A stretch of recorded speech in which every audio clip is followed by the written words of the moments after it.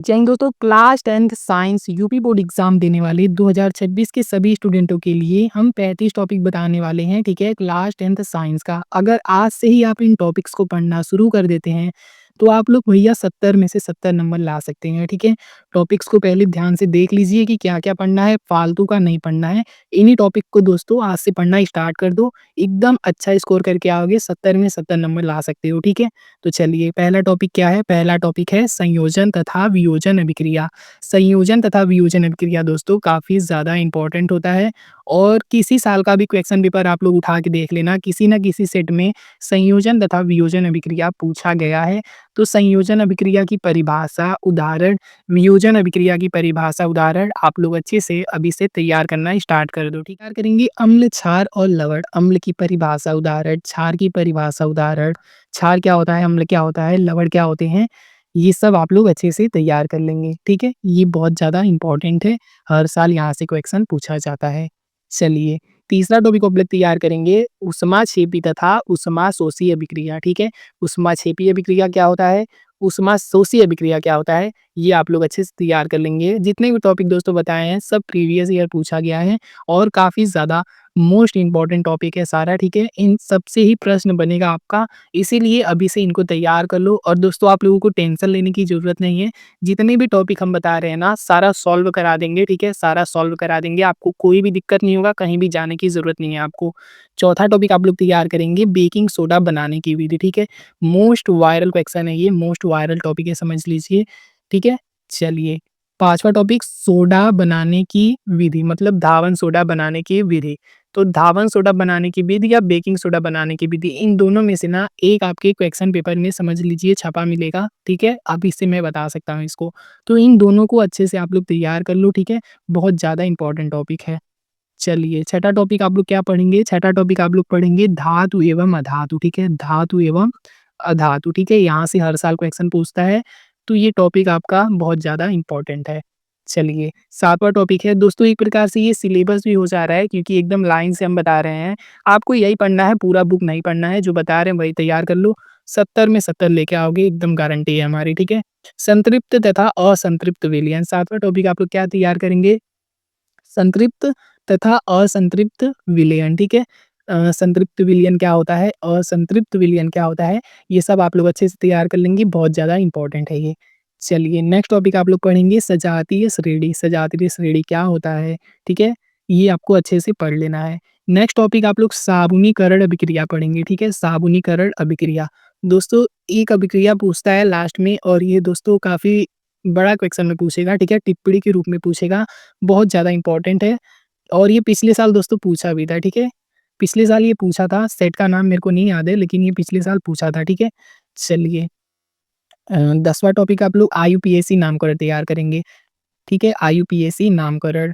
Next topic आप लोग एस्टलीकरण तैयार करेंगे। एस्टलीकरण दोस्तों साबुनीकरण या एस्टलीकरण में से एक आपका क्वेश्चन पेपर में मिल जाएगा देखने को। ठीक है, और टिप्पणी के रूप में पूछेगा तो ज़्यादा नंबर देके जाएगा आप लोगों को।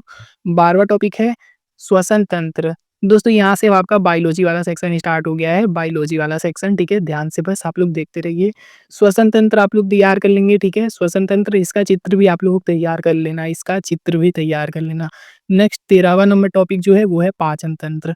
श्वसन तंत्र और पाचन तंत्र दोनों का चित्र एकदम अच्छे से नाम सहित आप लोग अभी से तैयार करना स्टार्ट कर दो, बहुत ज़्यादा इंपॉर्टेंट है ये। और इन दोनों में से या फिर दोनों, एक दोनों में से एक या फिर ये दोनों पूछ सकता है। ठीक है, नेक्स्ट आप लोग संजय तंत्र पढ़ लेंगे अच्छे से। ठीक है, परिभाषा, उदाहरण, परिभाषा, चित्र सब अच्छे से आप लोग तैयार कर लेंगे। 15 नंबर टॉपिक है लैंगिक तथा अलैंगिक जनन। लैंगिक जनन क्या होता है, अलैंगिक जनन क्या होता है, अच्छे से आप लोगों को इसको पढ़ लेना है उदाहरण के साथ, इसकी परिभाषा और उदाहरण। ठीक है, दोनों आप लोगों को अच्छे से पढ़ लेना है। ठीक है, बहुत टाइम है, अच्छे से आप लोग पढ़िए जो बता रहे हैं। 16 नंबर टॉपिक है परागण। ठीक है, परागण क्या होता है, ठीक है, परागण क्या होता है, स्वपरागण। ठीक है, स्वपरागण, परागण, पर परागण। ठीक है, परागण दो प्रकार का होता है, स्वपरागण, पर परागण, ये सब आप लोगों को अच्छे से पढ़ के जाना है। ठीक है, पर परागण। ठीक है, परागण में आपको स्वपरागण, पर परागण सब पढ़ना है, परिभाषा और उदाहरण दोनों एकदम अच्छे से पढ़ के जाना है। ठीक है, चलिए 17 नंबर टॉपिक है पुष्प की संरचना। पुष्प की संरचना आपको पढ़ के जाना है। बहुत ज़्यादा इम्पोर्टेंट है, ओके? चलिए नेक्स्ट देखते हैं। नेक्स्ट टॉपिक आप लोग पढ़ेंगे लिंग निर्धारण की प्रक्रिया, ठीक है? 18 नंबर टॉपिक आप लोग क्या पढ़ेंगे? लिंग निर्धारण की प्रक्रिया क्या होती है? काफ़ी ज़्यादा इम्पोर्टेंट है, यहाँ से क्वेश्चन बनते हैं आपके पेपर में। 19 नंबर टॉपिक है प्रकाश का परावर्तन तथा अपवर्तन, ठीक है? ये भी बहुत ज़्यादा इम्पोर्टेंट है। दोस्तों जितने टॉपिक बता रहे हैं ना, सब very, very most important topic है, ठीक है? Very, very most important topic है। एक भी टॉपिक आप लोगों को मिस नहीं करना है, अभी से अच्छे से पढ़ते जाना है और आप लोगों को टेंशन लेने की ज़रूरत नहीं है। एक-एक टॉपिक आपको हम सॉल्व करा देंगे, ठीक है? एक भी टॉपिक छूटेगा नहीं। 20 नंबर टॉपिक है उत्तल लेंस, अवतल लेंस, ठीक है? उत्तल लेंस क्या होता है, अवतल लेंस क्या होता है? यहाँ से दोस्तों आपका फिज़िक्स स्टार्ट हो गया है, ठीक है? उत्तल लेंस, अवतल लेंस आपको अच्छे से पढ़ लेना है, प्रतिबिंब कैसे बनता है, कैसे बनता है, लेंस सूत्र क्या होता है, सब आपको पढ़ लेना है। कुछ भी छोड़ना नहीं है, सब पढ़ा देंगे, बिल्कुल भी टेंशन मत लीजिए आप लोग।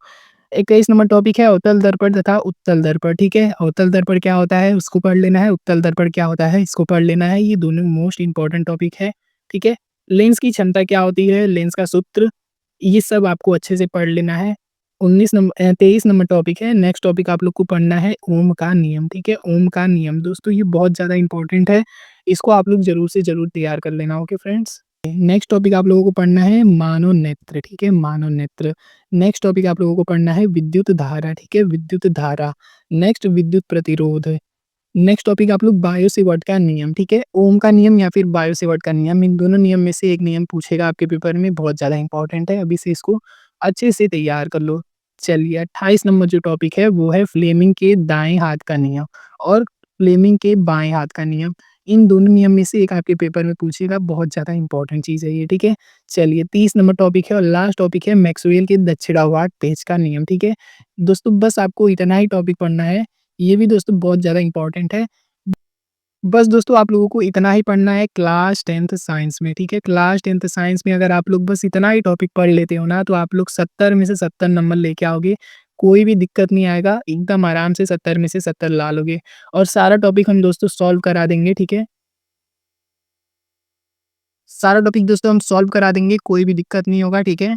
अभी आप लोग बस टॉपिक देख लिए हो और अभी से आप लोग समझ लो कि आपको क्या-क्या पढ़ना है, पूरा बुक नहीं पढ़ना है फालतू का, ठीक है?